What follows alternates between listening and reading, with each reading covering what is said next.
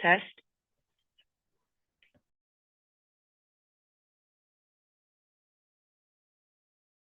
I'm not sure who that was, but I could hear you.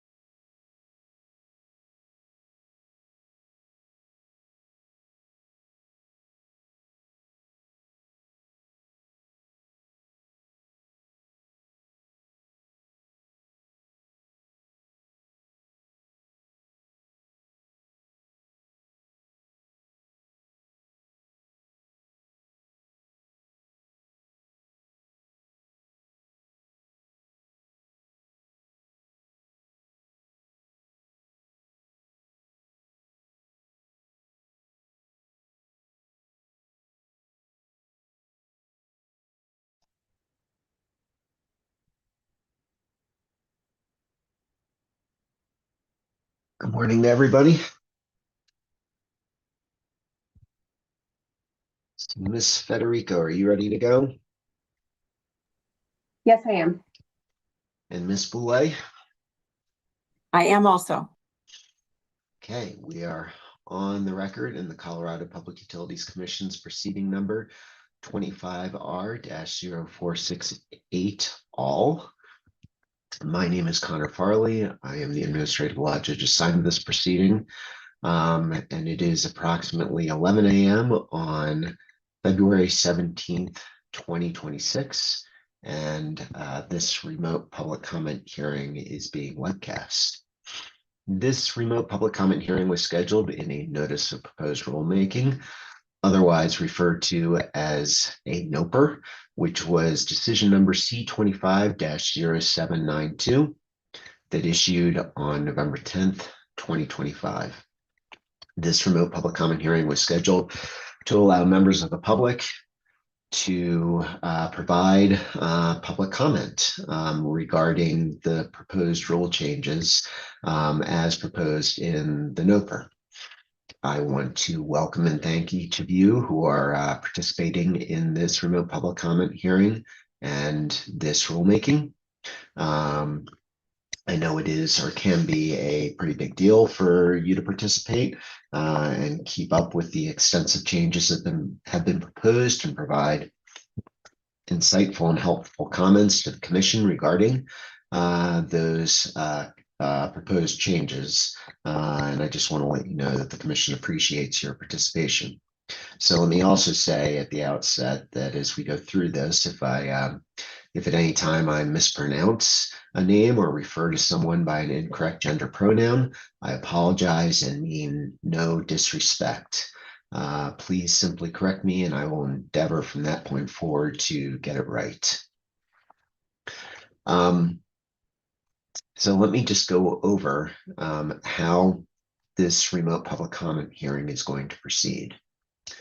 Let me just start by saying that, as noted, it's a remote public comment hearing convened for the purpose of receiving comments. You can provide them here orally today. You can also provide written comments, which many of you already have.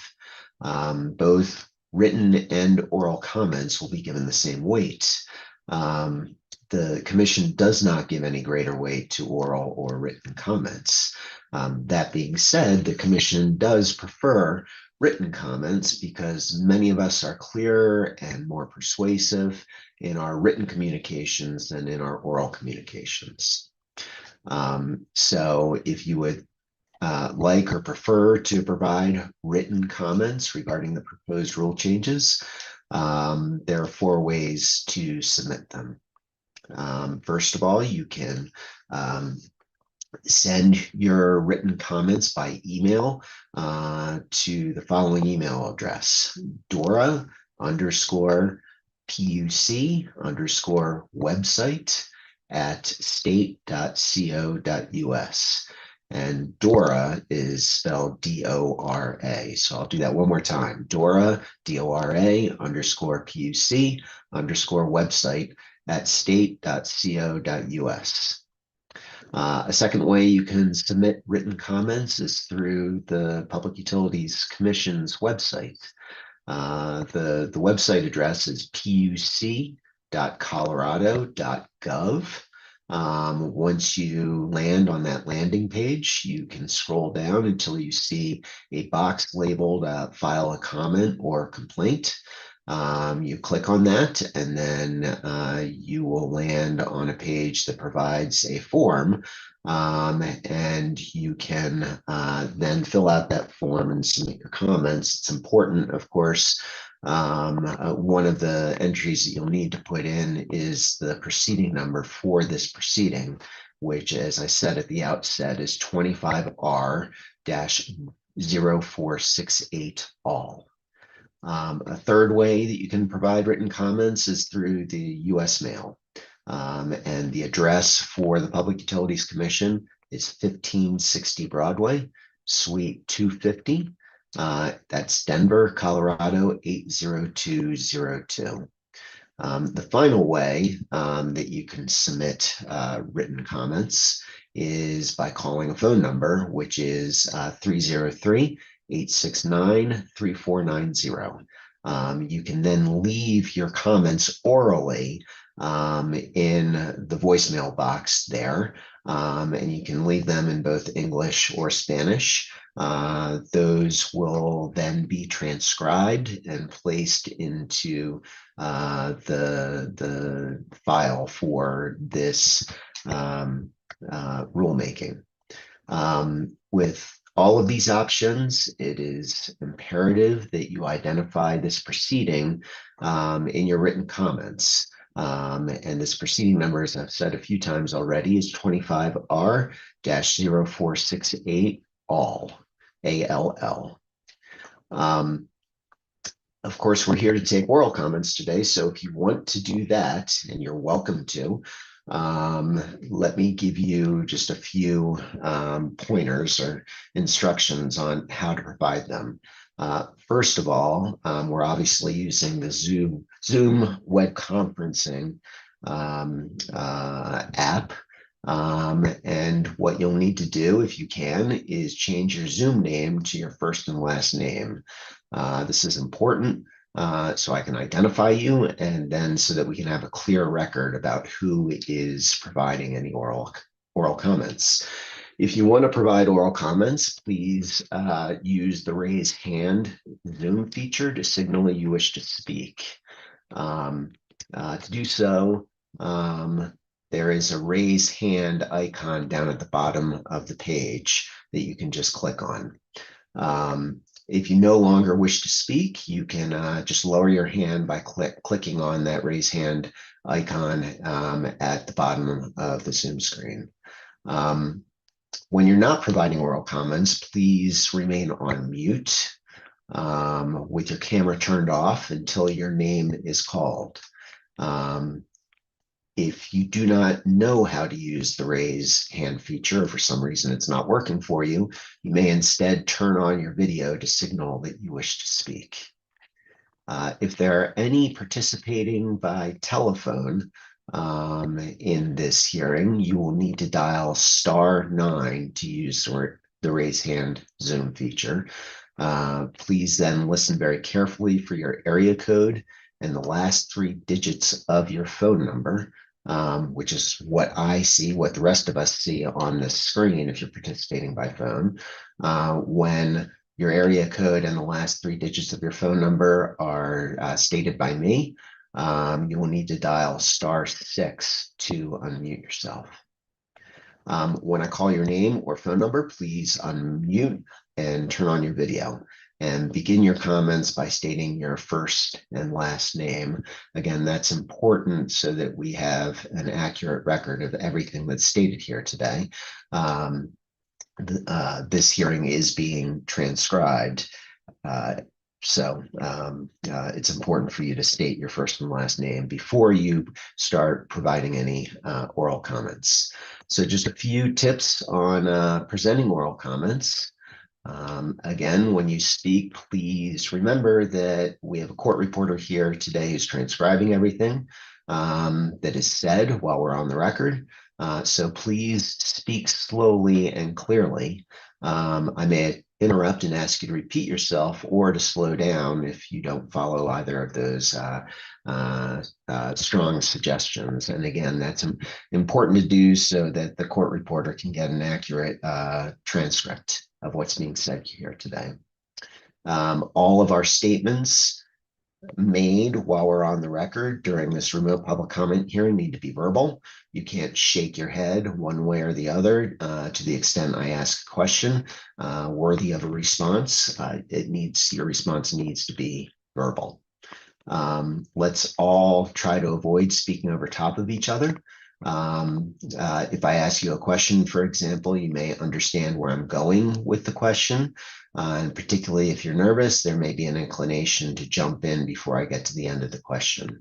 Please try to refrain from doing that because, again, it's very difficult for our court reporter to get an accurate record if we're talking at the same time. If somebody covers all the points that you came here to cover today in oral comments, you can nevertheless make the comments again if you'd like. You should also feel free to just note that somebody else has made the comments that you wanted to, and just state that you're adopting them as if your own. So I think that covers just about everything that I wanted to cover by way of preliminaries. So let me just throw open the floor briefly after I tell you what my plan for today is. The proposed changes to the rules obviously are extensive and fairly wide-ranging. Many of you have provided extensive written comments already, both initial comments and response comments. I've read everything, and I have a few questions for a few of you today, but my plan is to ask my questions, take whatever other comments anybody wants to make today, but then continue this hearing to a future date to give me time to further go through all of the written comments, make changes to the proposed rules, issue those changes in an interim decision, and then create a schedule for another 2 rounds of comments, initial comments and response comments. Given the volume of both the proposed changes in the NOPR and the written comments that I've received already, I think that would probably be the most efficient way of at least kicking off this rulemaking. So that's my plan. But what I want to do is just pause and see if anybody has any thoughts about how to most efficiently handle this proceeding and get to the end point of issued rules. So I will pause and see if anybody has any thoughts along those lines.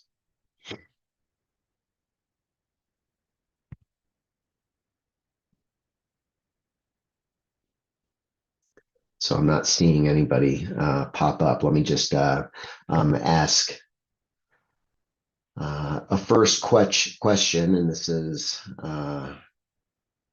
along the lines of how to handle this proceeding.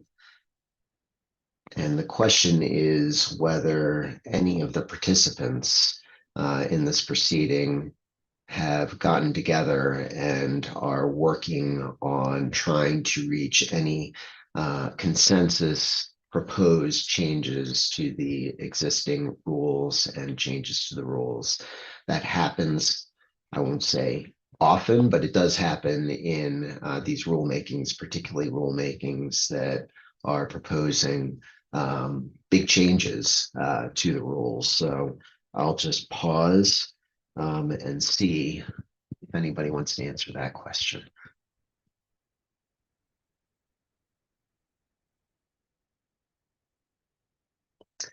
Okay, I see a raised hand. It's Eric Frankowski. Welcome, Mr. Frankowski. Hopefully I'm pronouncing your name correctly. Bingo. Good. 1 for 1 so far. So welcome. Thank you for raising your hand, and go ahead. I will just point you to the joint sign-on letter that was submitted into the docket on December 23rd. It was signed by 14 organizations. So in terms of your question about collaboration, I think that kind of speaks to what I think you were getting at. So that's all I wanted to offer. Okay, thank you very much, Mr. Frankowski. I'm aware of that, and I appreciate the reminder.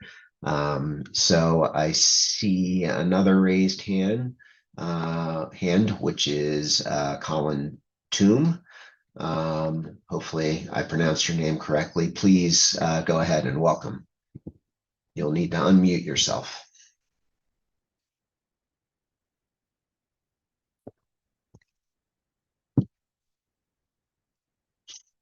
Sorry about that. Thank you. Can you hear me? I can. Oh, fantastic. Okay. Thank you. My name is Colin Tom. Good morning. I'm the Climate and Health Strategist at Boulder County, speaking here for Colorado Communities for Climate Action, a coalition of 47 local governments across the state advocating for stronger state and federal climate policy. Utilities regulation is one of the most impactful areas of policy in Colorado in terms of potential for health, safety, welfare, and basic necessities. Yet it is also one of our most impenetrable public policy spaces. I have a technical background, I've been working in policy for 12 years, and yet I am still boggled by the procedural, let alone the technical aspects of utility regulation.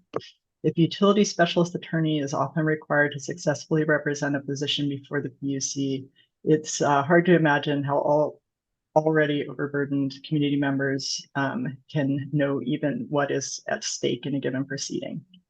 We are thankful that in order to solve this problem inherent to highly technical areas where lots of money is being invested, Colorado PUC staff have worked hard since 2021 to realize the inclusive intent of SB 272.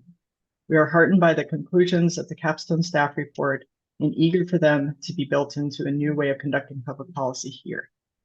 CC4CA supports efforts to improve equity and access at the PUC, especially the proposal to designate certain proceedings as equity impact proceedings and require expanded community engagement to overcome that fundamental barrier to awareness of what is at stake. Bringing more Coloradans into the decision-making process will improve understanding of the issues on all sides, the regulated, the regulators, and the community, and go a long way to finding solutions that truly serve our communities. Disproportionately impacted communities are so called because they are the most impacted by pollution and climate change, including from energy generation, and their voices should exert an influence on decisions in proportion to that degree of impact. Further, many DI communities are also low income, and decisions that raise or lower energy bills affect them most. Colorado statute requires that the PUC improve its processes to make them more democratic and accessible, and we are glad to see the wheels turning. Specifically, CC4CA supports rules to improve language justice. Customers should be able to request translation at no additional cost. Operating in a second language is already more difficult, and adding expense on top of that is counter to goals to improve equity and access. The regulated entities have not provided data to show that translation will cause them significant expense. Community outreach is a responsibility of public utilities, and translation upon request is a low bar to clear. The rules would be improved by incorporating a requirement for energy equity plans as recommended by the staff Capstone report. These plans should specify equity outcomes that the utilities aim to achieve, and the plans should then be used to guide electric resource planning and other routine planning done by the regulated entities going forward. In my 12 years of work on policy, I have worked on many issues that cut to the quick of inequity and injustice through market dysfunction, such as pollution. I can think of no better way to spend regulatory time and attention than rectifying these failures. But this has to start with hearing the priorities held by community members, which in turn has to start with enshrining community members and ensuring that they understand the scope of a given decision and where they can go to have their top priorities represented. This is not easy, but if done right, it will build trust in what we in government are dedicating our careers to doing. And if we can get to where our most impacted communities are, don't have to be lawyers to get the outcome they need, that will truly be public service. Thank you. Thank you very much. And can you remind me what Boulder's position is on translation, the nuts and bolts? I mean, particularly,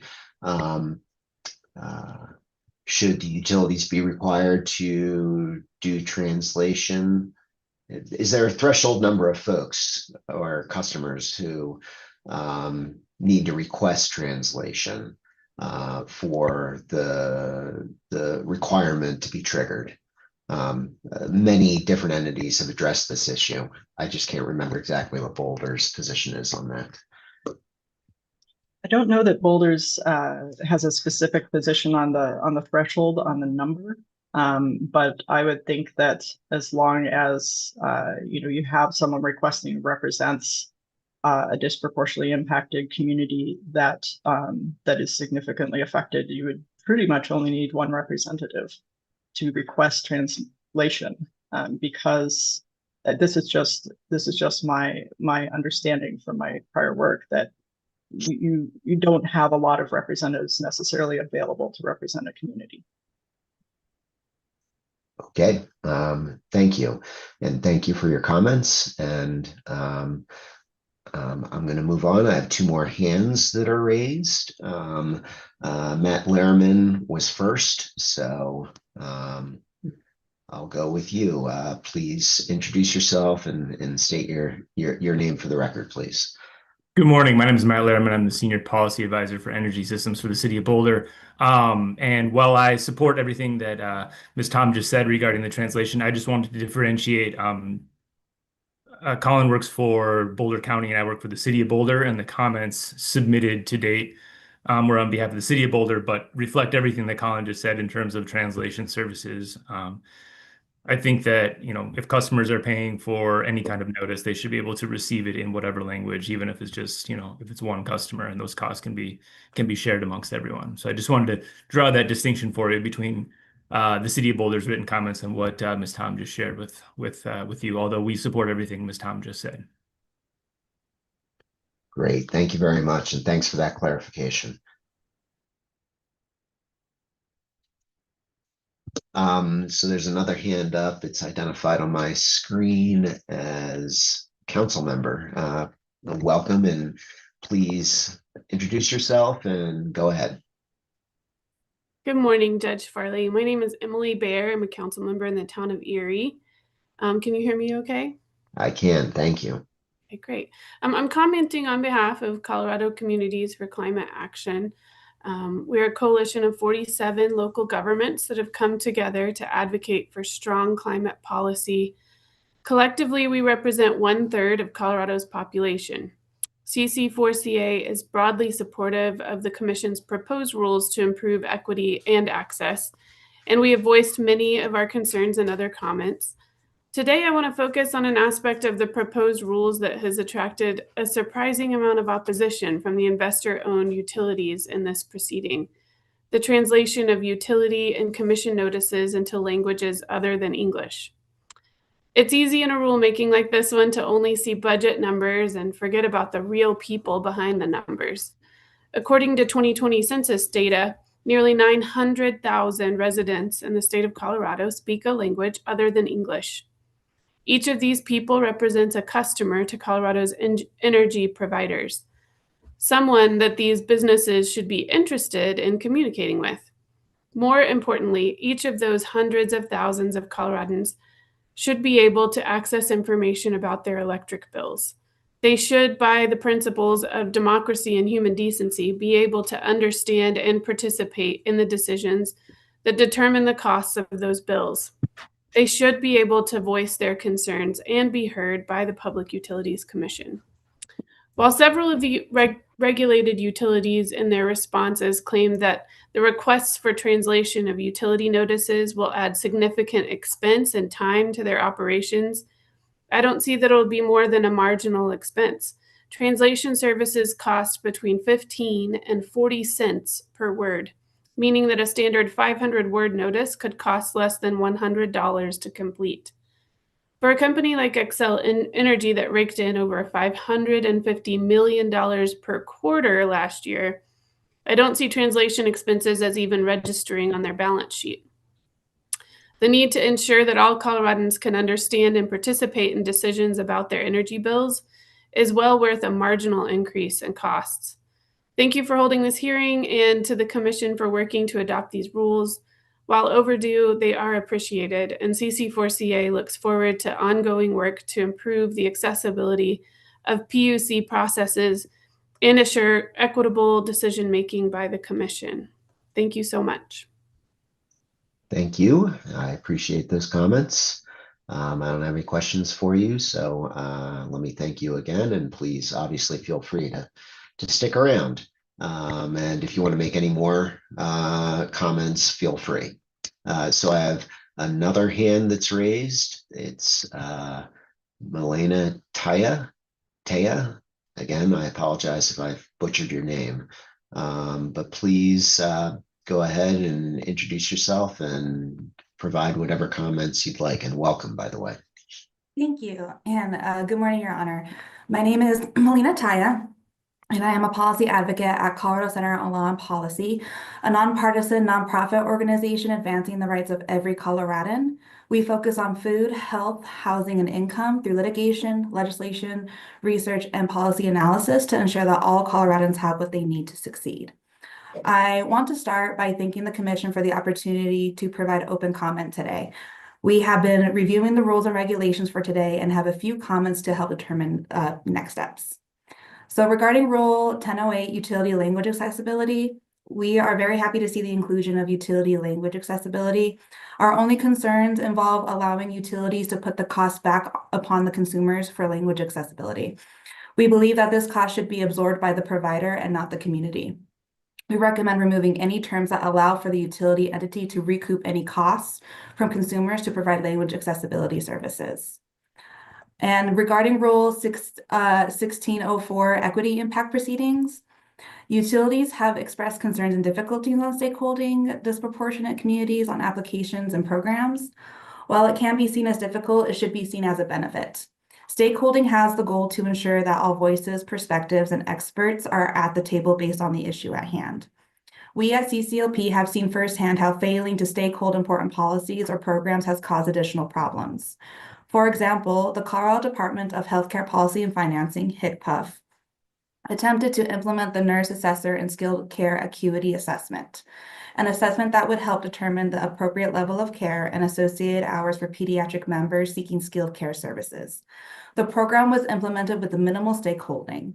After implementation, case managers, county workers, and community advocates came to HCPF and shared their concerns with how the assessment was impacting people's ability to access medically necessary services. Not talking to the people who are impacted by the assessment does not make sense. Money spent on programs that have no buy-in or stakeholding is a poor investment and could even risk litigation. It can cost more money and can result in litigation in some cases. More broadly, this affects people's real lives, so why not include them in the discussion? Colorado has many advocacy organizations that investor-owned utilities can reach out to about stakeholding processes, such as Energy Outreach Colorado, Southwest Energy Efficiency Project, Colorado Cross-Disability Coalition, 350 Colorado, 9 to 5 Colorado, Conservation Colorado, many others, and of course, Colorado Center on Law and Policy. Stakeholding and meeting with impacted communities is an important part of implementing any program. To ensure it works well and is successful, their perspectives and experiences are important prior to implementation. The investment and stakeholding is worth the success of any program or application created by investor-owned utilities. It is incredibly important for any investor-owned utility to document any engagement and reports to ensure all people and organizations have been appropriately outreached and provided opportunity to engage.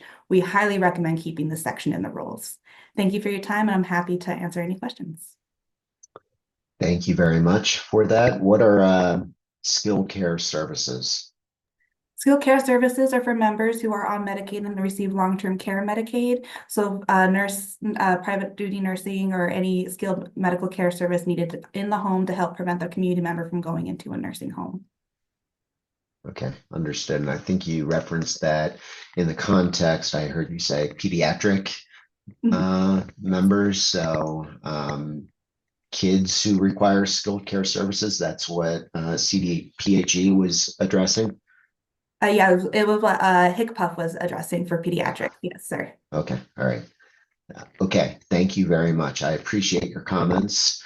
And as with everybody else, please feel free to stick around and provide any other comments that come to mind. So does anybody else have any comments that they'd like to make at this point about anything?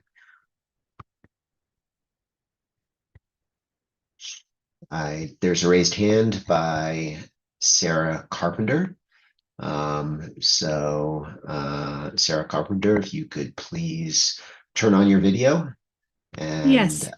Yes, thank you and welcome. Thank you for being here. Please go ahead and introduce yourself and provide me with your comments. Thank you very much, Judge Farley, and I appreciate the opportunity to provide testimony today. My name is Dr. Sarah Carpenter, and I'm a retired pediatrician with Healthy Air and Water Colorado. I'm the current board chair. We are a nonpartisan nonprofit that mobilizes health professionals to advocate for policies that protect public health from the growing threats of climate change. I really appreciate the opportunity to speak today. As a physician, I have seen how energy decisions affect the health and financial stabilities of the families we serve, especially those in communities who have long borne the disproportionate pollution and energy burdens that come with having little voice in the decisions that shape their lives. We also see how this kind of systems level inequality has very real consequences on health, including lower life expectancies, higher infant mortality, and much higher stress levels. We are advocating that to address this, meaningful engagement must begin early. Communities cannot be brought in after major decisions are already formed. Utilities should be required to conduct robust pre-filing outreach that is truly two-way and inclusive of grassroots community members, of which there are many in our community. not just including the elected officials and invested parties. That outreach should be clearly documented, including how community input has influenced a proposal. We also would like to address language accessibility, much like in healthcare, how impactful that is for patients to be able to read in their own language. We believe that providing communication in languages that our community members can access and removing participation barriers are essential to including people's voices in the process. All materials should be translated, including meeting minutes, and they should be accessible in format and in timing. Complex proceedings must be made navigable for people who have no legal representation, and participation really cannot require a specialized knowledge or financial resources. Equity must also be integrated consistently across commission proceedings, including in rate cases, infrastructure siting, and customer programs, so that all of that is reflected in the record and in the final decisions. If community input is sought, there has to also be transparency about how it either shapes outcomes or why it did not. And without accountability, equity risks become really procedural rather than substantive. Finally, we would propose that meaningful participation requires accessible compensation pathways, and communities really cannot be expected to shoulder the time and the cost of intervening in really complex dockets without some sort of support. We're really here to, I think, at a core, propose and suggest that equity really is not just about the process, but it's really about the outcomes. And this rulemaking is an opportunity to ensure that those who are affected really have a voice. So I really appreciate the opportunity to share our comments, and I thank you for your time. Thank you very much, Dr. Carpenter. Appreciate the comments. I don't have any questions at this point. So let me thank you again. Jessica Herrera has a hand up. Why don't you go ahead and introduce yourself and tell me what you'd like me to hear. Good morning, Your Honor. Jessica Herrera, Counsel for the Environmental Justice Coalition, the EJC, which includes Grid Alternatives, Vote Solar, and Green Latinos. Together, the EJC represents organizations that both advocate within commission proceedings and implement programs directly serving disproportionately impacted communities. Our recommendations are therefore informed not only by statutory analysis, but by on-the-ground experience with the practical barriers that SB 21-272 was enacted to address. The EJC participated extensively in the Commission's pre-rulemaking proceeding, including engagement in workshops, listening sessions, and through written comments. This engagement informed the staff capstone report and helped shape the procedural equity framework now being implemented in this rulemaking. Our comments today built upon that foundational record. The EJC appreciates the robust engagement reflected in parties' written comments and the shared recognition across the record that SB 21-272 requires meaningful integration of equity into commission processes to address historical harms experienced by disproportionately impacted communities. While perspectives differ on implementation details, there is a broad consensus on the importance of transparency, accessibility, and participation for disproportionately impacted communities. The EJC's written recommendations focus on ensuring that the statutory objectives translate into meaningful and tangible procedural improvements. In particular, we have emphasized consistent integration of equity across proceedings, early and meaningful engagement transparency, accessible community participation and compensation pathways, clear frameworks for identifying disproportionately impacted communities, including through self-designation, language accessibility as a foundational participation tool, a standing equity advisory entity, and accountability for equity outcomes through sufficient documentation and reporting. Several parties have expressed concern regarding feasibility and administrative burden. We appreciate those perspectives and view many of those differences as implementation questions rather than disagreements with equity goals. We remain committed to working collaboratively with interested parties and the Commission to refine approaches that balance feasibility with the statutory mandate to minimize impacts and prioritize benefits for disproportionately impacted communities. Thank you, and EJC representatives are online and happy to answer any questions. Thank you very much, Ms. Herrera. I appreciate it.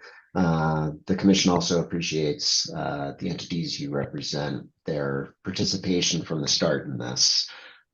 So thank you for that. I don't have any questions at this point. So let me thank you again and urge you to stick around as we go through this. So let me see if anybody else would like to make any comments on anything within reason at this point. So another hand has been raised, and that is of Amanda Perkins. So if you could turn on your video and unmute yourself and introduce yourself, I'd appreciate it. Good morning. Thank you, Your Honor. My name is Amanda Perkins, and I'm the Climate Policy Specialist for Adams County. I'm here in support of the Commission's efforts to implement Senate Bill 21-272. Adams County strongly supports designating certain matters as equity impact proceedings, requiring additional information and early filings to ensure equity considerations and disproportionately impacted communities are central throughout the process. Expanding participation in energy decision-making will lead to better outcomes and stronger public trust. As Colorado's second largest oil-producing county and home to significant energy generation and transmission infrastructure, our communities experience both the benefits and the burdens of the energy system. Many of our residents face energy affordability challenges, air quality concerns, and infrastructure siting decisions that directly affect their daily lives. I want to briefly share our experience as a party before the Air Quality Control Commission in the December 2024 procedural rules rulemaking, where the AQCC modernized its process to better meet community needs, as well as the spirit of Colorado's Administrative Procedures Act. In this rulemaking, the AQCC adopted changes that prioritize early public engagement, provide access to preliminary rule language, and require a climate equity considerations report, which evaluates the proposal's impacts to DI communities, documents stakeholder input, and explains how that input shapes the proposal. We are now seeing that updated approach in action in the Regulation 27 rulemaking. Over several months, the Air Pollution Control Division held public listening sessions, met with environmental justice groups, provided Spanish interpretation, and even removed a proposed compliance mechanism in direct response to stakeholder feedback. All of this was prior to the formal request for rulemaking. That kind of documented, iterative engagement builds credibility and improves outcomes. And we believe similar procedural reforms here will strengthen the Commission's work without compromising regulatory integrity. We also support language justice provisions, as many other parties have mentioned today, including no-cost translation and interpretation upon request. Regulatory processes are already quite complicated, and language should not be an added barrier. Finally, we support requiring energy equity plans as recommended in the staff capstone report, clear equity outcomes to guide electric resource planning and other utility decisions would help turn commitments into action. From our experience, when communities most affected by decisions are engaged early, provided accessible information, and see their input reflected in outcomes, resulting policies are stronger and implementation is smoother. Adams County appreciates the Commission's thoughtful stakeholder process and urges the adoption of strong rules that fully realize the intent of SB 21-272. Thank you. Okay, thank you, Ms. Perkins. Appreciate the comments. I don't have any questions for you, but let me thank you again. I have another hand up, which is Claire Valentine. So please unmute yourself and go ahead and introduce yourself and tell me what you want me to hear. Good morning. Can you hear me okay? I can, thank you. Great, thank you. And thank you, Judge Farley, for holding this hearing today. My name is Claire Valentine, and I'm a Senior Policy Advisor with Western Resource Advocates, or WRA. I'm joined by my colleagues at WRA on our Clean Energy and Equity and Culture teams who have contributed to our written comments in this proceeding. So I'll avoid simply repeating our written recommendations and comments here at the start, but just wanted to note we're here and we're welcome, and we welcome further discussion or questions regarding our recommendations. We did want to share at the outset to emphasize the importance and magnitude of this rulemaking through the passage of Senate Bill 21-272. The General Assembly recognized that historically certain communities have had to bear the brunt of adverse human health and environmental impacts from energy systems, while also facing systemic exclusion from decision making and from programmatic benefits. Accordingly, Senate Bill 21-272 tasks the Commission with considering equity in all of its work.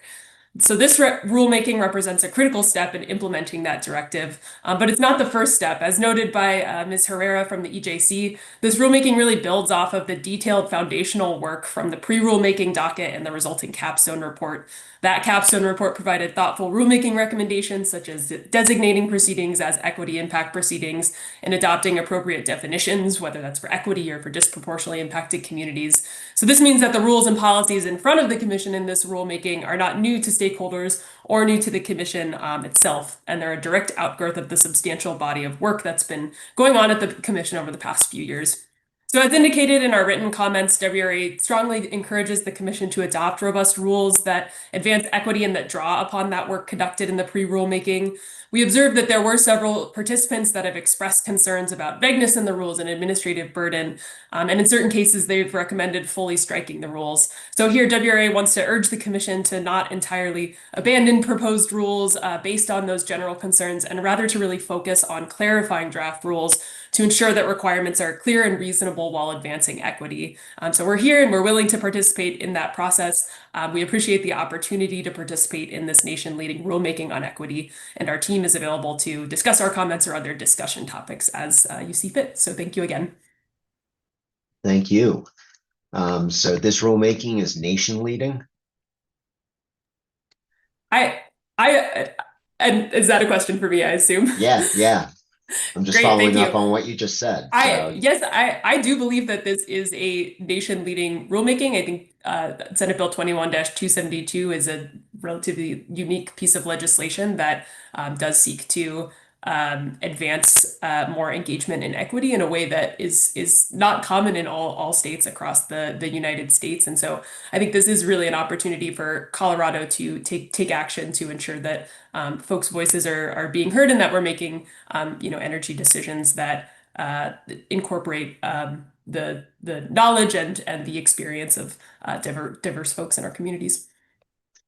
So I've seen, I think in the written record so far, references to at least 2 other states that are going down this path, have gone down this path, and maybe held rulemakings on this more general topic.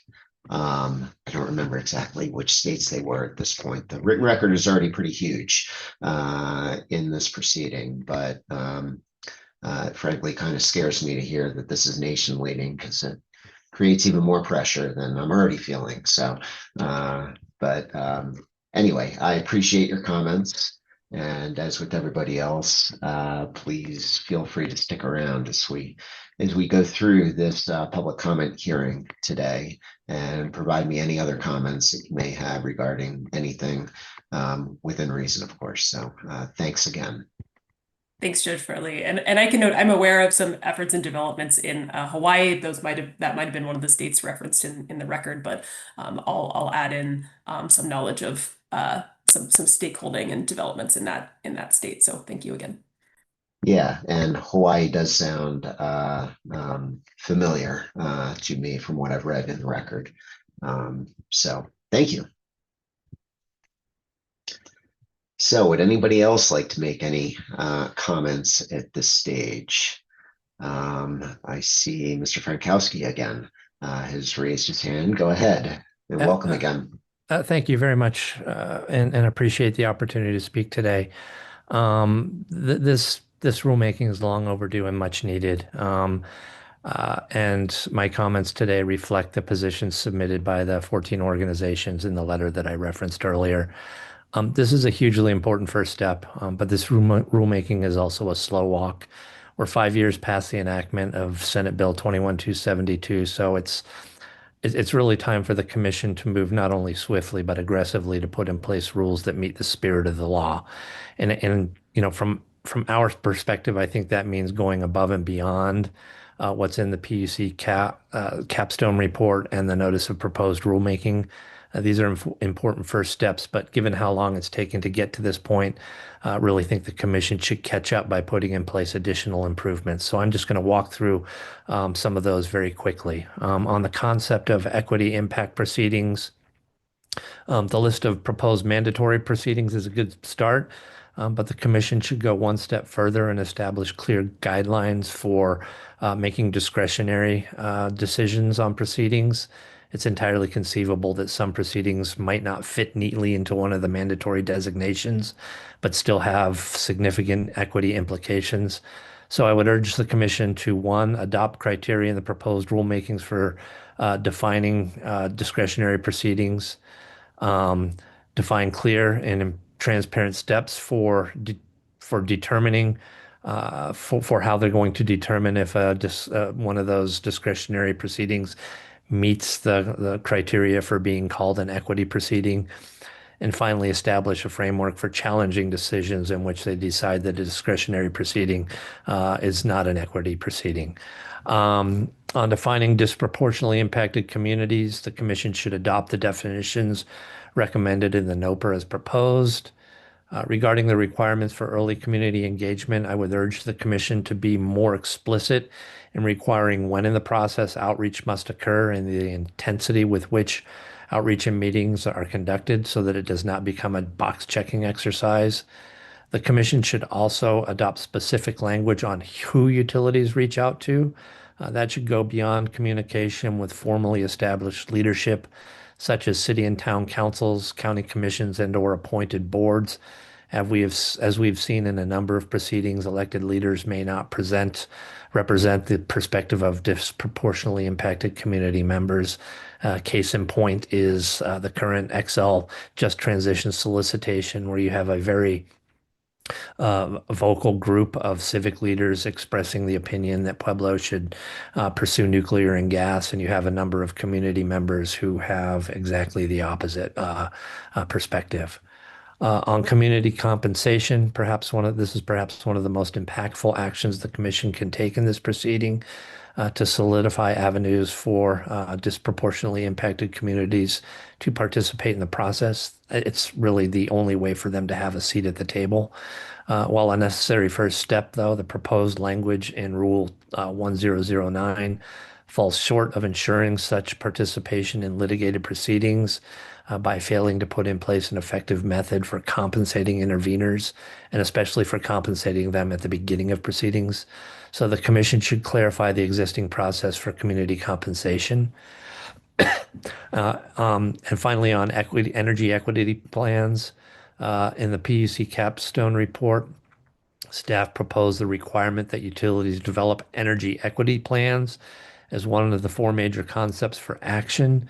But this current rule takes no action on the idea, so we strongly urge the commission to adopt the requirement as recommended by staff in the capstone report. And as a corollary to this, and to the equity plans, in order to ensure that equity impact proceedings result in tangible improvements, the commission should adopt very robust collection and tracking requirements, and it must also require periodic reporting on equity outcomes. And that's all I have. Thank you again for the opportunity to speak today. Thank you very much, Mr. Rakowski. Appreciate it. Your comments are very helpful. So, anybody else? Would anybody else like to make any comments at this point? There's a raised hand from Lauren Swain. If you could unmute and turn on your video, that would be helpful. And then go ahead and introduce yourself and provide me with your comments, please. Hello and sorry. No problem. Hello and thank you for the opportunity to speak before you. My name is Lauren Swain, Program Director for Physicians for Social Responsibility, Colorado. We observe that the staff capstone report for this proceeding addresses implementation of SB 21-272 equity initiatives. The statute is clear that the Commission must actively address and correct historical inequities by developing rules that ensure equity minimize negative impacts, and prioritize benefits for communities that have been disproportionately affected by environmental harm in every aspect of the Commission's work, including reviewing filings and making adjudications. The Commission is tasked with identifying disproportionately impacted communities, including minority, low-income, tribal, and indigenous populations in Colorado that have faced greater environmental risk and harm than the general population, often because of a lack of opportunity for public participation or an accumulation of the negative environmental health, economic, and social conditions. Unfortunately, the capstone report devotes much of its content to defining disproportionately impacted communities rather than to describing how the Commission will actually address the historical inequalities. A gap remains between those who are impacted and those who hold the power to make change. Real progress will only happen if the environmental, economic, health, and social structures within these communities are improved, and without such change, the cycle of harm continues. This is not just an abstract concern. As PSR's report, Fueling Sickness, shows that every form of fossil fuel combustion emits hazardous air pollutants, PM 2.5, NOx, SO2, ozone, and toxic metals. And Harvard University research demonstrates the very real consequences that up to 350,000 excess deaths per year in the United States are linked to these pollutants. One recommendation we urge the Commission to prioritize is intervener compensation. We appreciate the staff highlighting this issue. The utilities can bill customers to recover the cost of participating in these proceedings, but impacted communities rarely have the resource to participate meaningfully. So providing compensation for technical expertise would level the playing field, giving communities a real voice and helping ensure decisions are made with their health and well-being in mind. Thank you for listening. Thank you. Give me just a moment. Thank you very much for those comments. They're helpful. Anybody else? Would anybody else like to provide comments at this point? Mark Davidson has raised a hand, so please go ahead and introduce yourself and tell me what you'd like me to hear. And welcome, by the way. Good morning, ALJ Farley. Mark Davidson of the law firm Fairfield and Woods, appearing on behalf of Colorado Natural Gas. Mr. DiDomenico is also available if you have more technical questions, but I wasn't sure if you're moving on from the topic that you've addressed over the last 45 minutes or so. And I did want to make one set of comments for CNG this morning, and that is with respect to the disconnection situation with respect to a complaint case. Now, the Commission's gas rules 4407 small e capital I, dealing with medical emergencies, requires that a medical certificate in writing be provided to the utility identifying a medical problem for a customer. Rule 1302 small e triple I, regarding discontinuance of service in this rulemaking proceeding, we propose to add that requirement of the medical certificate as opposed to just having a customer call, say, I don't feel well, please don't discontinue my service. We take it very seriously, and customers will have received a number of discontinuance notices from the utility prior to us finally disconnecting the service. But the lack of a qualified medical representative identifying a medical issue for a customer is problematic for the company, and avoiding someone just calling and saying they don't feel well. So EOC had challenged our comments in this regard. I just wanted to comment in response to that and bring that to your attention. I know you've read the rest of our comments in this proceeding, and I won't repeat those here, but I just wanted to raise that one issue for your consideration. Thank you. Thank you, Mr. Davidson. And I had noted the tension in the comments between your proposals and what was written in response comments. So I appreciate your response. And so at this point, I'm just really throwing the floor open to anybody who wants to provide any comments at all, including those who have filed either initial or response comments, and in particular, those who would like to address any response comments that were filed.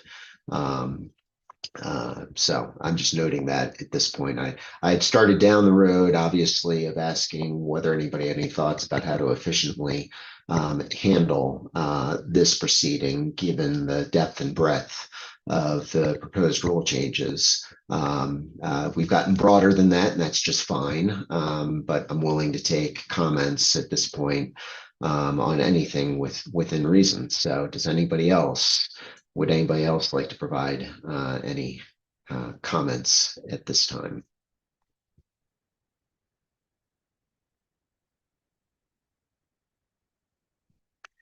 Okay, I'm not seeing anybody raise their hand. Oh, there's one. Ryan's Survey. Hopefully I'm pronouncing that correctly. I know you've been before me before, so if I've gotten it incorrect, I apologize. But why don't you go ahead and introduce yourself and tell me what you'd like me to hear. Thank you, Judge Farley. My name is Ryan Survey, appearing on behalf of Public Service Company of Colorado. Public Service has already submitted initial and response comments, and I won't rehash those here. But I wanted to preview, based on your question at the outset of this hearing, that Public Service has been working on blue line edits. We haven't been working with other parties. However, if any folks would like to reach out to us, we'd be happy to work with them, but anticipate submitting blue line edits in the very near future. In terms of actual, responding to other folks' response comments, we don't have anything today that, we're hoping to discuss that we'd like to respond to other folks' comments. I do want to highlight a couple of themes, some of which we've touched on in our initial and response comments. And the first is we've heard from a couple of folks today that the current procedural rules are already complex. And so I want to emphasize that, we believe that to be the case too. Litigated proceedings in front of the commission often take a year or more. They are complex proceedings, and layering on these additional rules of practice and procedure come with the risk of making these proceedings yet more complex.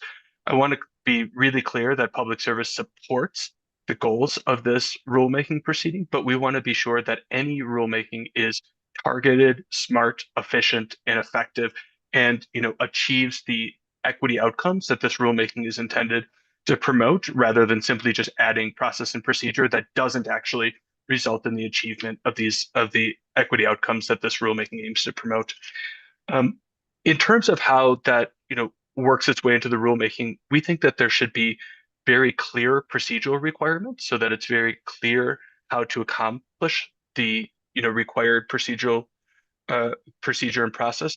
However, in the actual outreach and engagement, we believe there should be some flexibility to allow companies to tailor the actual outreach and engagement to the specific communities, as well as the specific proceedings. And so I'll just, to provide an example, say that, the outreach and engagement that happens around a phase one rate case, which affects all of a company's service territory, should probably be different than the outreach and engagement for the siting of a specific distribution facility, which affects a very specific community. And so again, just to recap, clear procedural requirements, but allowing for flexibility and tailoring of outreach and engagement based on proceeding. The other thing I'll highlight is that we think there's room for improvement in the actual equity impact proceedings, the actual proceedings that are designated as EIP. I'm going to call them EIPs, equity impact proceedings. And specifically, the CPCN proceedings are largely going to come after the plan proceedings. So in 1603A, Roman I lists electric resource plans, Roman II is distribution system plans, Roman III is gas infrastructure plans. That's where a lot of the siting and the actual system planning is going to occur. And that's sort of when when we think that the actual outreach and engagement is going to be most important. So then skipping down to Roman VI for CPCNs, a lot of the time those CPCNs come after, in the process of when those plans have occurred, not a lot of the times, always.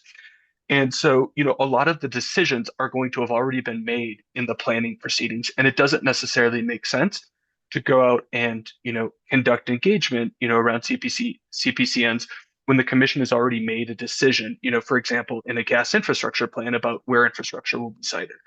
And so we think that's one place that there is room for improvement in the proposed rules and that we intend to target with our blue line. I am joined by several colleagues today if you have specific questions, but nothing further from public service today. Thanks again. So just a quick follow-up, Mr. Survey. The CPCNs, I hear what you're saying, particularly more recently, how they typically follow the bigger planning proceedings. I'm just trying to think of exceptions to that rule. And I'm wondering if you can help me. So, I mean, there's existing infrastructure that needs to be replaced either because its life cycle is ending or approaching the end of the life cycle, or because unforeseen things, sometimes growth, has taken place that the existing infrastructure cannot handle. So that's one category of CPCNs that I've dealt with that doesn't necessarily follow the planning proceedings. So the planning proceedings typically are talking about new infrastructure a lot of the time. So what other categories of CPCNs are there that you can think of? I can think of, maybe on the transmission side that there would be, CPCNs for new transmission. And I'll highlight that those transmission CPCN rules have special outreach and engagement requirements already built in. I cannot think of any other exceptions at the moment, but that's something that we could think about internally and potentially address going forward. Okay. That might be helpful because I hear what you're saying. I mean, your point, public services point, is for the CPCNs that follow the planning proceedings, basically redoing the outreach at a minimum may provide diminishing returns, I think is the point that you're making. So, if I were to consider basically distinguishing CPCNs, it'd be important to know the universe of types of CPCN proceedings. So anyway, just something to think about. So I appreciate that, and we'll take it back. Okay. Thank you. And thank you, Mr. Survey, for being here. And I'll look forward. Do you have any timeline on proposed blue line changes to the proposed rules? We don't have an internal timeline. However, we could provide them fairly quickly. Is there a timeline that would be helpful for you to have them? Well, at the end of this, like I said at the outset, I'm going to continue this hearing, and my intent is to, basically produce my own rules, reflecting as much of the input as possible. So having your blue line changes, sufficiently in advance of the continued hearing. I mean, my plan is to continue it and then hopefully produce an interim decision at least a month before, which would include my proposed changes, and then set a deadlines for another round of written comments. So having public services blue lined proposed changes, sufficiently in advance of when I would be thinking about issuing the interim decision would be helpful to me. I'll just cut to the chase for everybody. I mean, I'm looking at continuing this until May 20th. So then I would be issuing my interim decision with my proposed changes, approximately at the outside a month before that. So then you can work backwards. I mean, I'm not going to give you a deadline or anything like that, but you can figure it out. Your team can figure it out, when would be most helpful to me in getting your blue line changes. The earlier, the better is the point. So let me thank you for your comments, and let me move on and see if there's anybody else who would like to, excuse me, provide any oral comments here today.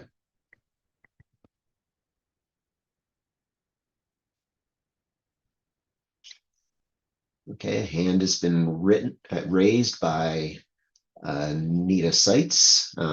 Thank you for turning on your video. If you could unmute yourself as well, and please introduce yourself and provide your comments. Thank you, Judge Farley. My name is Anita Seitz. I am the Advocacy Director for Colorado Communities for Climate Action.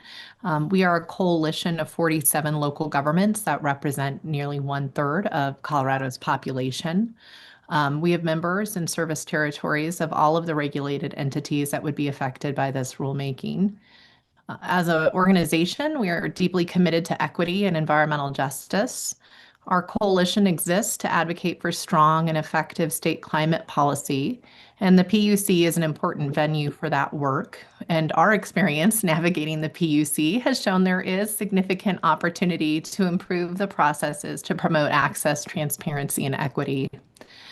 As a coalition, we supported and advocated for the passage of Senate Bill 21-272, and we waited a long time for this proceeding and desire an outcome that matches the spirit of that legislative mandate.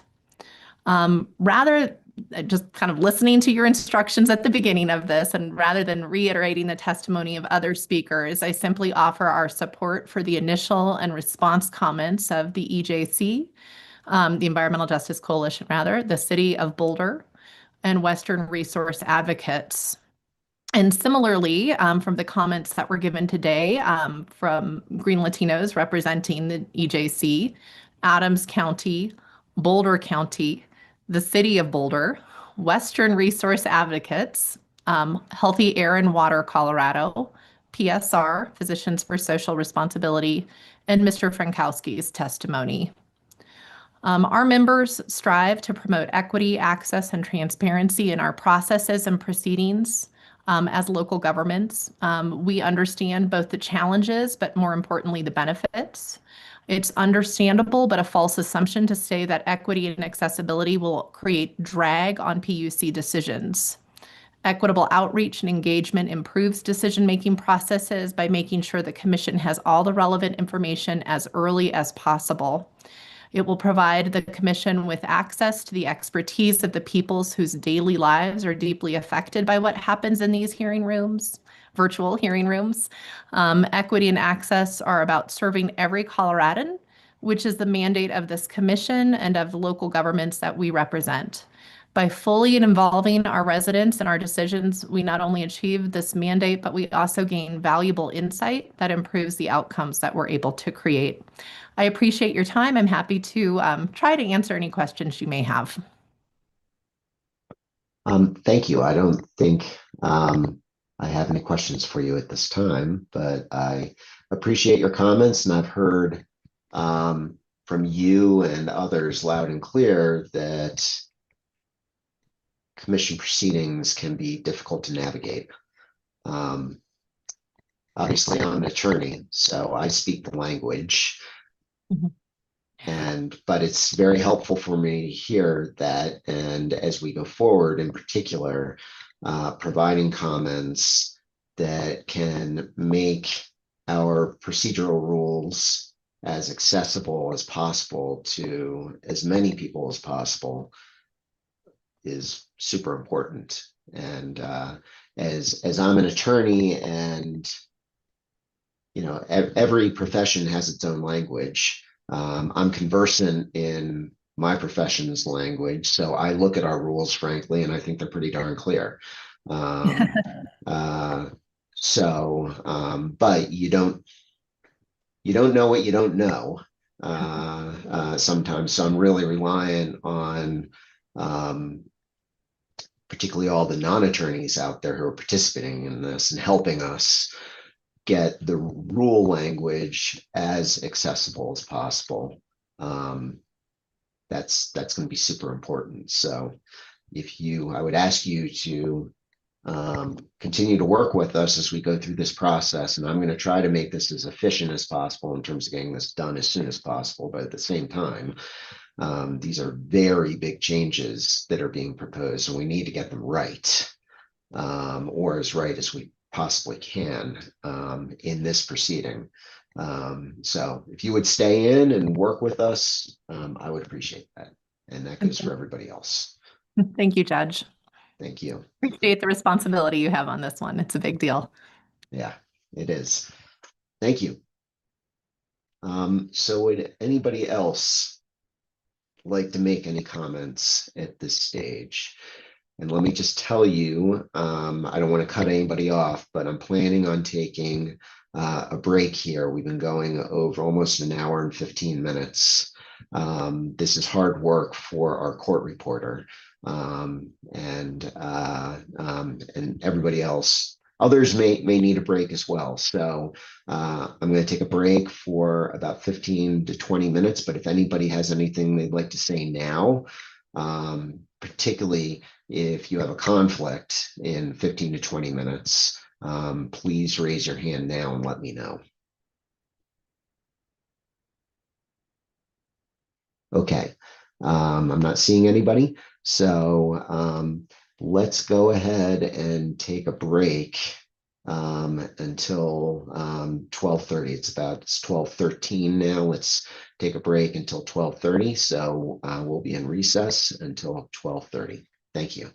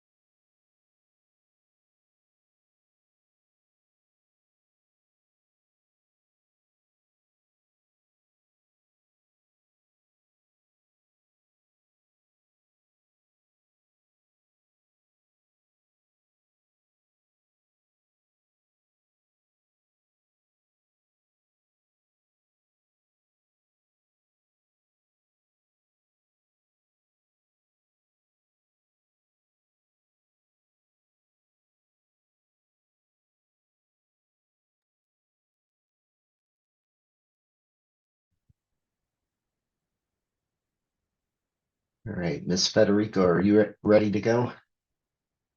Yes, I am. And Miss Boulay?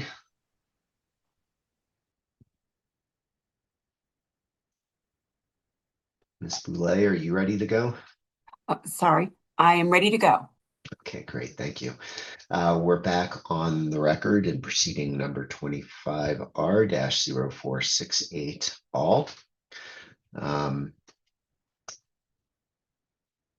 So we're discussing the notice of proposed rulemaking and the proposed rule changes included in the NOPR issued at the outset of this proceeding. So we've had a lot of good comments so far, and I just thought I'd open the floor again to see if anybody has any further comments they'd like to provide today. So I will pause. And Mr. Lerman, welcome back, and please state your name and go ahead and provide me with your comments. Thank you. I'm Matt Lerman with the City of Boulder. I just wanted to clarify when you anticipated the next round of comments to be due. I wanted to bring to your attention that Public Service Company has an electric rate case with anticipated answer testimony deadline as well as likely public comment hearings around the mid to late April timeframe. The procedural schedule hasn't been approved yet, but there may be some amount of conflict with that deadline for some amount of the stakeholders, including public commenters around that time. So I just wanted to get your feedback on exactly what you anticipated. So I would imagine that, as I previously indicated, the interim decision would issue sometime in mid-April, and then approximately 2 weeks thereafter would be the first round of written comments on the changes that I've proposed, and then a week or two after that being the response comments. So it does sound like that may conflict with the rate case. So do you have an alternative proposal? I don't. I just noted that the procedural schedule hasn't been set yet, and I think there was 2 different late April timeframes or deadlines that were being considered, and there would probably likely be a public comment hearing around that time as well. So I don't know if early May is better or not for your timeline, but I don't have a specific time for you. Okay, so in the rate case, remind me again. So is answer testimony potentially due around the end of April? That there's 2 different dates in like the last, say, week of April or so that are being considered right now. And as I was saying, there likely would be a public comment hearing around that time as well. Okay. All right. So you're proposing, it sounds like having the continued hearing here, the first continued public comment hearing closer towards the beginning of May, or maybe a little bit later than May 20th? Sequence this? I think it'd be helpful to get the final procedural schedule just before setting an actual timeline. I just wanted to bring this issue to your attention. I don't have a specific proposal. Yeah, and I appreciate that. You know, I'm required to continue this to a date certain at this time. So anyway, I appreciate your input, and I'll think more about that before I continue this. But I thank you. And if public service or anybody else involved, probably just about everybody here. Well, many entities and individuals here are probably involved in that rate case. So if anybody has any thoughts about that, I'd be willing to take them. But thank you, Mr. Lerman. So does anybody else have any further oral comments they'd like to make about anything, but in particular about any of the response comments that were filed more recently?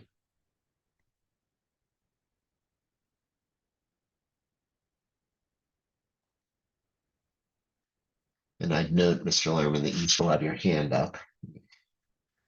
You could, thank you. I appreciate that. So I'm not seeing anybody else raise their hand. So, my plan, well, there's a hand raised. It's Manuel Cocion. Why don't you unmute yourself and turn on your video and tell me what you'd like to hear, or what you'd like me to hear. Good afternoon, Judge Farley. Emmanuel Koshin, appearing on behalf of Black Hills Colorado Electric and Black Hills Colorado Gas. We filed both initial and response comments in this proceeding, raising concerns with what we described as overly broad and vague nature of the proposed rules. Black Hills does have concern that while the NOPR expresses that the intent of the rulemaking was to implement procedural rules that avoid inadvertently burdening filing parties, as currently drafted, the proposed rules saddle utilities with what we would describe as an impossible burden. Utilities focus on providing service, electric, gas service, to their customers, and regulated utilities look to the commission for guidance, for direction, to be fully compliant with statutory and rule requirements. It's what the utility seeks to do with every one of its filings. But with some of the definitions, as an example, definition of equity, definition of vulnerable population, it's so broad that we have serious concerns of what it looks like, what it means, how you would even implement some of those definitions. There was a little bit of a discussion today with Public Service Company of Colorado's council regarding proposed rule 1603A and what filings would qualify as a equity. I have to pull up my rules. Equity impact proceedings. And that definition as well is so broad that just about everything would qualify. In kind of thinking through recent filings, the better question might be what wouldn't qualify. And the two I could think of is gas cost adjustment type filing. I don't think that would qualify, or a tariff filing that would be simply to clean up, or a maintenance type filing where you're trying to fix minor issues. The end result is you've got just about every filing that a utility makes would fall under this umbrella and would require the utility to jump through all the hoops that are found in 1604A.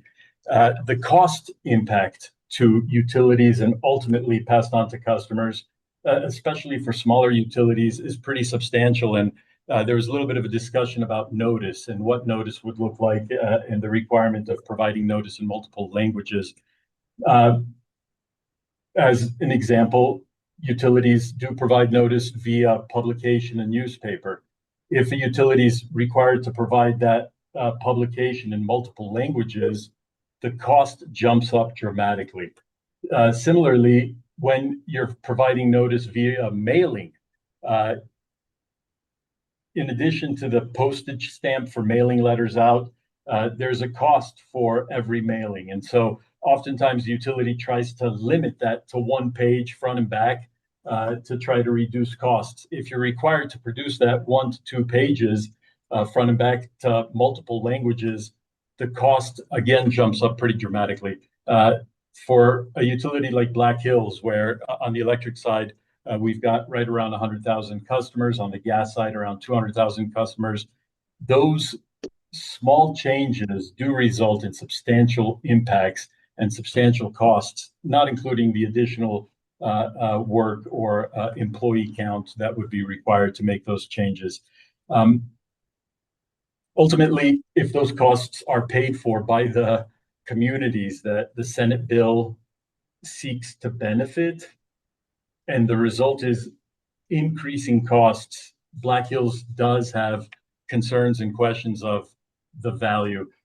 In the normal course, you have public comment hearings in just about every case and can be requested in just about every case. And I know, just reflecting on past Black Hills Colorado gas rate cases where we went to multiple public comment hearings and no one showed up, there is a a cost benefit analysis that should be done with a number of these efforts. We do appreciate and think that the interim order with the interim rules is a great approach. We look forward to looking at the next version and providing additional comments on the next steps.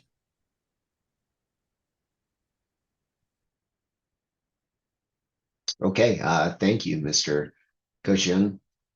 Yeah, providing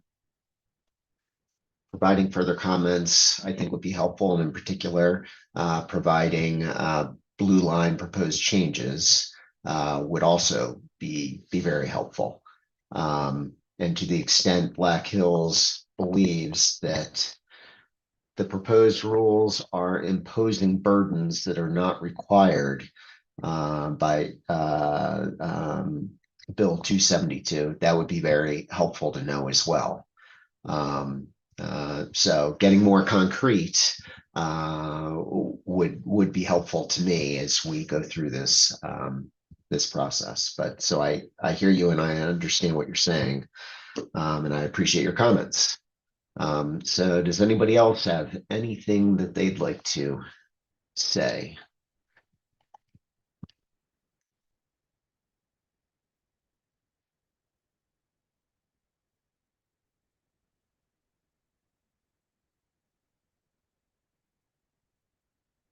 Okay, I'm not seeing anybody pop up.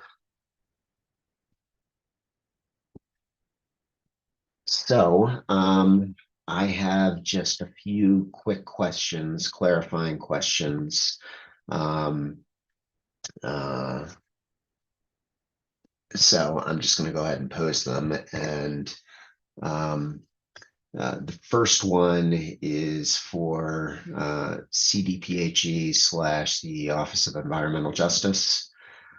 And there's been a reference in, I believe, the response comments submitted about due process concerns with the commission not adopting a particular version and specified version of EnviroScreen and the community map.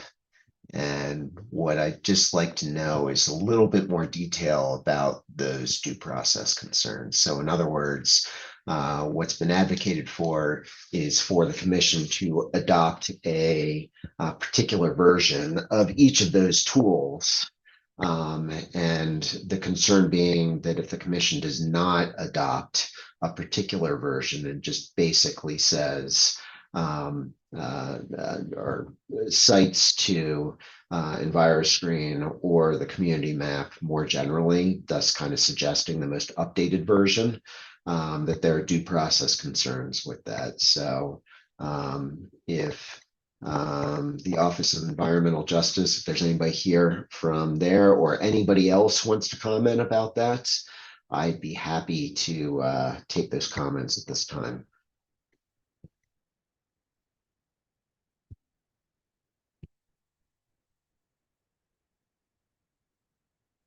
Okay, nobody's jumping up. So if in future written comments, if anybody could address that more particularly, I'm just interested in knowing in what exactly the due process concerns are with not specifically identifying a version of those two tools. I would appreciate that.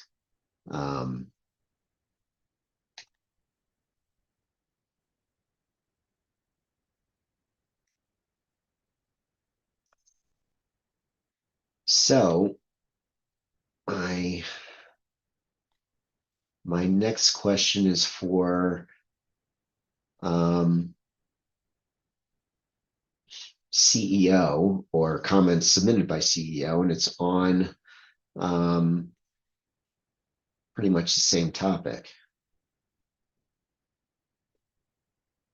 So there are comments along the lines of, again, with those two tools, EnviroScreen and the disproportionately impacted community map. Again, being very specific about the versions that are used with that, but allowing the commission to adopt specifically and expressly later versions of both of those tools. And I'm just more generally wondering why the commission would not adopt rules just basically referencing the latest version of both of those tools rather than being specific and locked in time.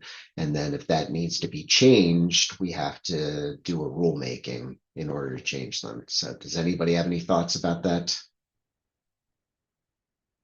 And again, I'm putting everybody on the spot here. So if you want to submit it in writing later, that's just fine.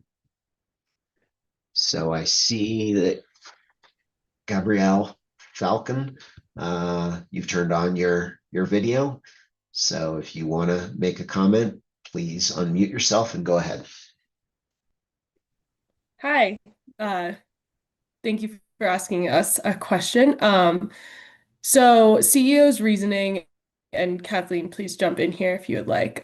So our reasoning in picking a fixed date, but then still giving that kind of backstop for flexibility, was we were kind of trying to alleviate any due process concerns by giving that fixed date and making it clear for participants in a proceeding which version of the rules is being used, while also still giving that flexibility to the commission in case there is some change that they could definitively adopt that change, and again alleviating any due process concerns by making it clear what they are doing. So we're kind of just trying to split that difference there by giving a definite date, but also giving a backstop for flexibility. Okay. And so could the commission, in your view, adopt a later version just in a particular proceeding? Or would a rulemaking be required? Or could we just say in the rules, in your view, and this would be sufficient, that it's this version, this date, but the commission in a particular proceeding can adopt a later version if it so chooses? Yes, I think our reasoning would be if there's a proceeding where a later date needs to be adopted, but there hasn't been time for a rule change, then that way the commission could adopt it for that proceeding with the assumption that a rule making would happen at some point and that would get updated in the rules. But this is just kind of a backstop for if something changes, especially given how long proceedings can last for. That would be the intention there. Okay. All right. So, and let me ask you this, and you may not know the answer to this, but so the OEJ, the Office of Environmental Justice, in my understanding, that's what that stands for. And they maintain, they're in control of EnviroScreen and the community map as well. So that's my understanding. The question I have is, to the extent community feels like it should be included as a disproportionately impacted community, but it is not either in EnviroScreen or on the map shown. Is there some process that they can go through with the Office of Environmental Justice in order to basically dispute their non-inclusion? Do you know that answer? Does anybody here know that answer? I do not know the answer in terms of processes at OEJ, but we'd be happy to look into that and include that in a written comment. Okay. All right. So thank you very much, Ms. Falcon. Appreciate it. So I see Daniel Ponton Aronoff has a raised hand. So please unmute yourself. Thank you for turning on your video and go ahead. Please identify yourself first and then go ahead. Great, thanks, Your Honor. My name is Daniel Ponton Aronoff. I am with Grid Alternatives, and I'm part of the Environmental Justice Coalition. And to your most recent question, the EJC, in our written comments, has proposed a sort of solution to that problem, whereby maybe a community feels or believes that they are, in fact, disproportionately impacted and yet are not included in the current maps. We're proposing that there is a way for those communities or those groups of folks to identify as such and to present evidence to the commission, who would then consider that evidence and determine whether that petitioning community would be recognized as a DIC. Our idea here is that, you'll see in the written comments as well, that once that designation is given, that the maps would basically be updated to reflect that change. But this is, we think, a way to kind of rectify that difference between what the maps might say and what some communities believe to be the reality and is the reality. And we believe that the commission would be able to kind of discern, based on the evidence presented by those communities, whether or not any given community can be recognized as a DIC. Okay, thank you for that. And I apologize. I had forgotten, and I'd forgotten the specifics of this. So is your proposal, it's Public Utilities Commission specific? That's correct. Mm-hmm. Okay, all right. And that's what I remember. Okay, thank you very much for that, bringing that up and Absolutely reminding me of that. I appreciate it very much. Mm-hmm. So Kathleen Gegner has hand up. Please introduce yourself and tell me what you want me to hear.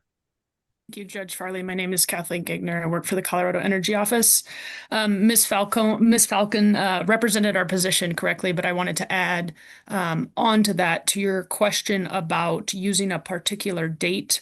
A practical example, if there is a date, let's say, I don't even want to provide dates, that'll make it complicated, but there's known disproportionately impacted communities from the EnviroScreen or disproportionately impacted community map that are in effect prior to a proceeding. A utility does their engagement to those communities based on that version of a map.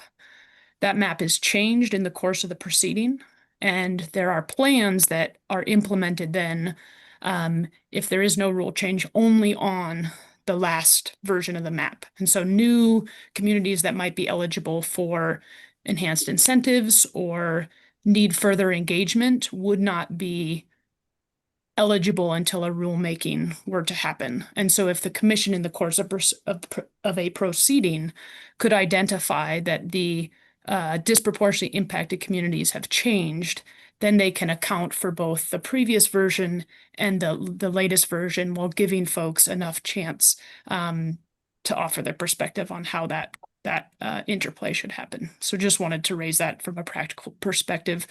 The position really is trying to be more inclusive of disproportionately impacted communities throughout versioning of the tools available to us. Okay, so I guess, I mean, in part what you're saying is that I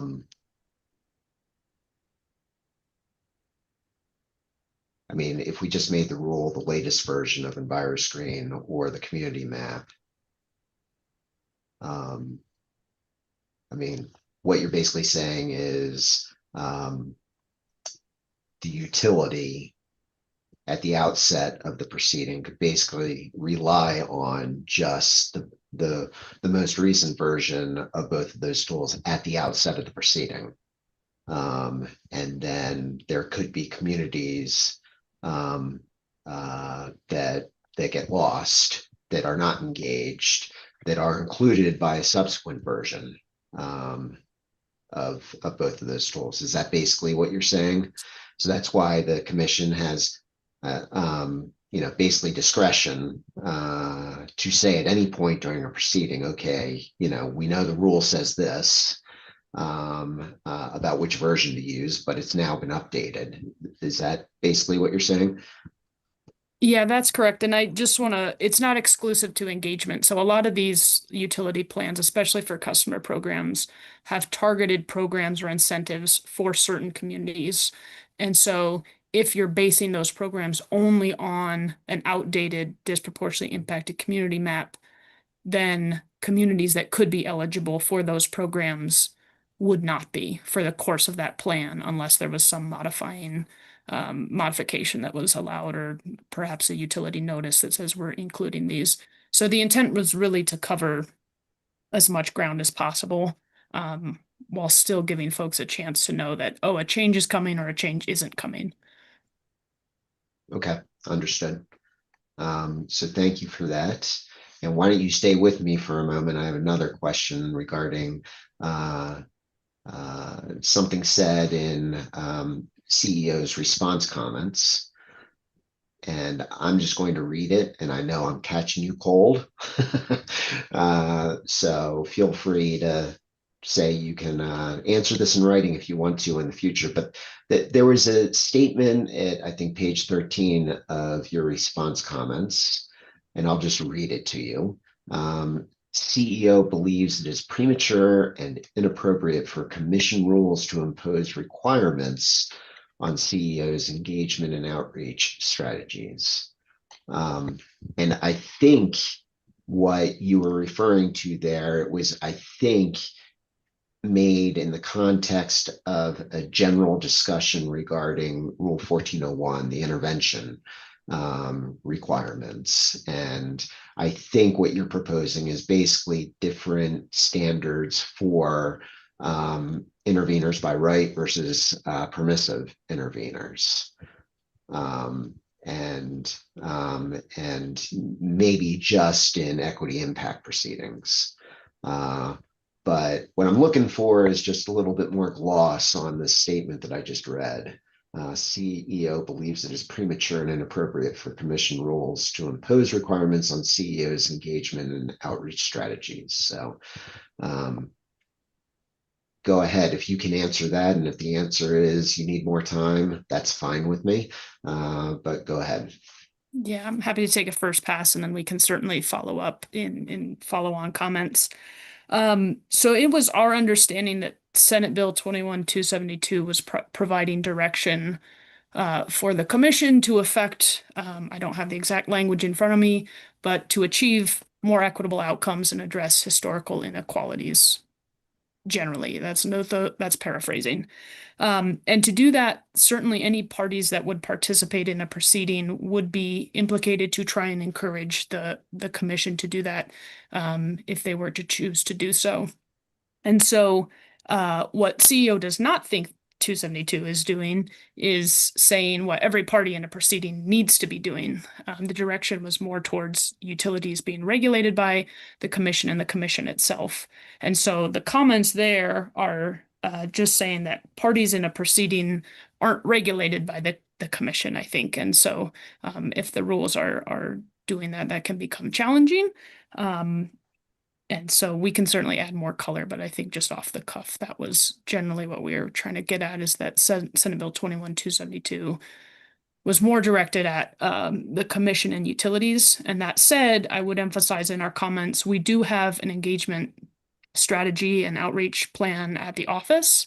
And, our funding comes from the state and various places, and that budget is set, and we hire folks for doing that work. And so if this was an added requirement coming from the commission, we would have to consider that. Okay. And I would just add, Judge, we also had concerns, particularly with this happening at the stage of filing our intervention, as CEO doesn't typically, know what's going to be in an application, and it's hard to figure out how we would conduct efficient outreach before we've had time to review a filing and get our own thoughts on that filing. So we also had everything that Kathleen said, but particular concerns about this happening for parties at the intervention stage, since they need time to review the filings as well. Understood. And I remember that being included in the written comments as well by probably you and I think others as well, about the short time frame to intervene, and if there are outreach requirements that can be difficult, is what I understand. So I appreciate you responding to my questions. Is there anything else you'd like me to hear?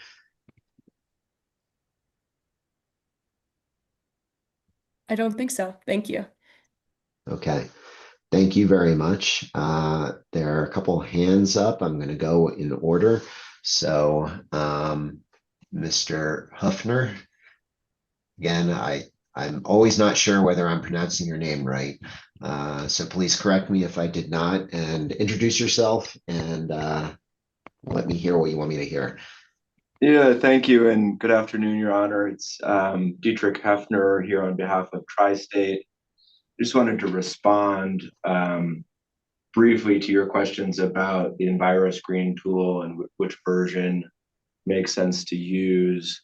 I think from our perspective, we don't have a lot of objection to relying on whatever the most recent version is at the time of a filing. But I do think we would have a little bit of a challenge in trying to switch versions midstream, especially on some of the engagement factors, to the extent that the program elements would apply to Tri-State on the program factors. It would be difficult, to say the least, to sort of switch approaches and redo engagement, for example, in the middle of a proceeding because a new map has been adopted or a new version of the tool has been released. And I'm not sure if it's the same due process issue you were getting at, but certainly we would see something of a due process concern if the goalposts in question change mid-course through a proceeding. Understood. Understood. So I appreciate that. And I will have all these comments firmly in mind as I'm making my proposed changes. So anything further, Mr. Hefner? That's all I had right now. Thank you. Okay, thank you. Ms. Schoenhardt, please introduce yourself and go ahead. Hi, thank you, Your Honor. My name is Cindy Schoenhout, and I'm Director of the Colorado Office of the Utility Consumer Advocate. And I wanted to respond similar to how CEO folks did with respect to the suggestion that our office, among the other state agencies, would be required to do outreach prior to filing an intervention, and that we would have to, in our intervention, demonstrate that we made particular efforts. So I have 2 points to raise regarding our office. First, our office represents the public interest. And then to the extent consistent with that, the interests of 3 groups of consumers: residential, small business, and agricultural consumers. So in representing the public interest, there is no statutory provision for us to engage with extensive outreach prior to intervening in a division of right in proceedings at the PUC. We do have an obligation in statute to consider certain things like state decarbonization goals and environmental justice, referencing those statutes. But the second point I'd raise is that we have zero budget for outreach. We don't have anyone on staff who would be tasked with, say, communications and outreach. We would like to, we've proposed that, but there are no funds right now.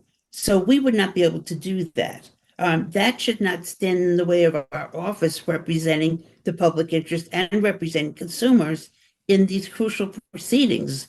Essentially, we wouldn't be able to intervene in any case, which I don't think anybody intends that. So thank you for listening. Yeah, thank you. I appreciate that. That's helpful for me. Mr. Davidson has his hand up, so please introduce yourself again and go ahead. Mark Davidson, representing Colorado Natural Gas, Your Honor. I just wanted to share at the very outset of this part of the conversation, you referenced the prospect of including in the rule a specific version of the provisions that we're talking about here. It's my understanding that the law is, to the extent that there is a subsequent version that the commission would intend to rely upon, to your earlier point, it would require a new rulemaking to adopt the later enacted version. For instance, if, the commission by inclusion includes a FERC provision or something like that, and that's changed in the future, again, the commission would have to engage in rulemaking to adopt a later created version. And I think that's the law. We'd be happy to brief it in further comments, but that's been my experience and my understanding with respect to the commission's adoption of rules and inclusion of various provisions that are, I guess, date certain, if you will, for inclusion or adoption in the rules. I just offer that for your consideration. Thank you. And I appreciate that, Mr. Davidson. The one thing I'd note, I think there is provision within our existing procedural rules for waiver of a rule. So it strikes me that perhaps, changing the version of EnviroScreen or the community map for purposes of a specific proceeding could possibly be done pursuant to that rule, not effectively waiving the rule and adopting a later version. Perhaps, Your Honor, but the commission also has emergency rulemaking authority too. So to the extent that it were necessary to adopt a subsequent version of EnviroScreen, let's say of 2026, if you will, and 2028, I think it could be done through an emergency rulemaking and then followed up with a permanent rulemaking is, I think, been the practice that the commission and what the law would require in my experience. Understood. Thank you very much for that, Mr. Thank you, Davidson. Your Honor. Tom Dixon has his hand up. Please go ahead, Mr. Dixon. Yes, I represent the utility consumer advocate and work with Cindy. I just wanted to point you to the statute that Mark's talking about. It's Title 24-4. Let me be certain. 103, subsection 12.5. And I've got it pulled up at the moment. I just wanted to make sure I had the right site. 24-4-103, subsection 12.5. And that lays out the whole process for incorporating by reference a code, a standard, a guideline, or a rule that might be adopted by an agency, including a state agency like the ones we're talking about. So I just wanted to point that statute out to you. I appreciate that. As a judge,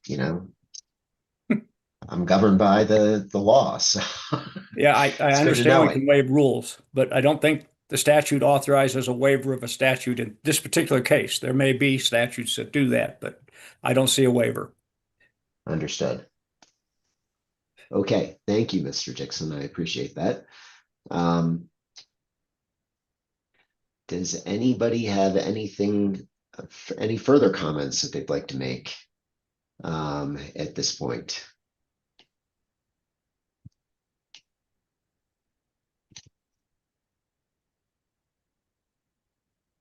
Okay, I'm not seeing anybody pop up. What I'd like to do is take one more brief recess until 1:30. And then we'll be back on the record at 1:30. I'll take whatever remaining comments there are at that time. And then if there aren't any, or whenever we get to the end of this, like I said, I'm going to continue the hearing, but I want to go until 1:30 to give as many people the possibility of participating in this today as possible. So it's certainly possible that people have had scheduling conflicts and haven't been able to be here to this point. But so we'll go until 1:30. We'll be back on the record then. Thank you very much.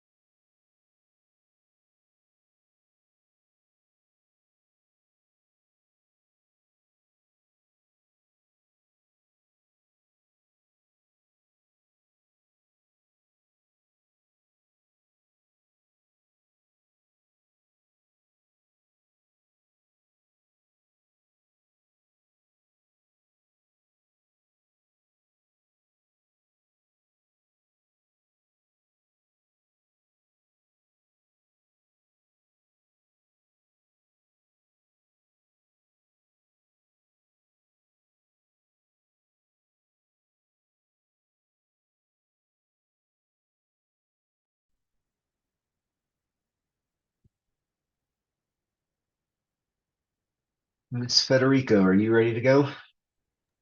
Yes, I am. Ms. Boulay? I am ready. Okay, we are back on the record and proceeding number 25R-0468ALL. So does anybody have any further oral comments they'd like to make at this time?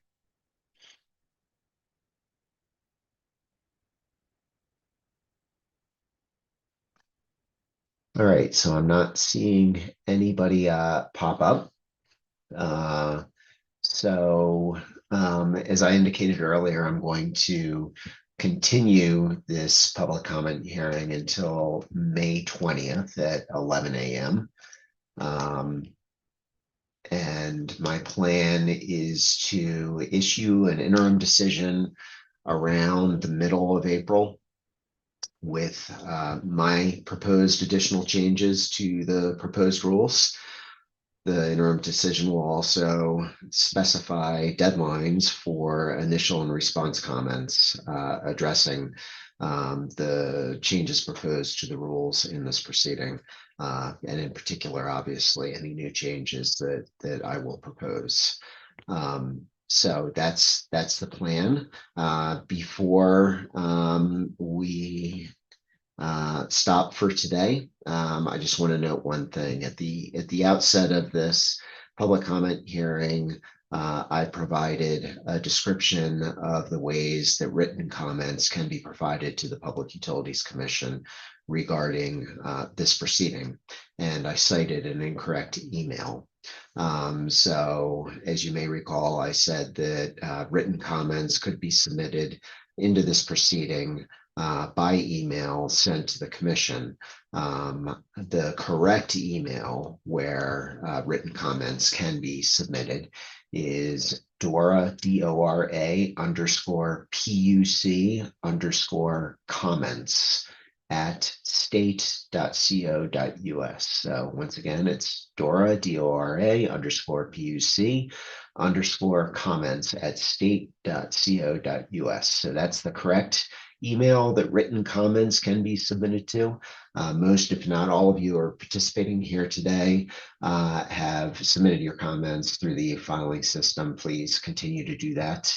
But to the extent there's anybody participating or watching this public comment hearing, remote public comment hearing through the commission's YouTube channel, that's the email address to send any written comments to the extent you can't do it through the commission's e-filing system. And as I noted, make sure for any written comments submitted to that email that you identify the proceeding number here, which is 25R-0468ALL, ALL. That's of great importance because the commission's administrative staff can then easily figure out which proceeding that the written comment belongs to, and they can then file it into our e-filing system. With that, I'm going to thank all of you for participating today and for the written comments that are extensive that have been provided to date. This is the beginning of this process. Hopefully it's going to be as efficient a process as possible, but these are very big changes that are being proposed to our rules, and we need to get it right. This hearing is continued until May 20th at 11 a.m. Thank you very much.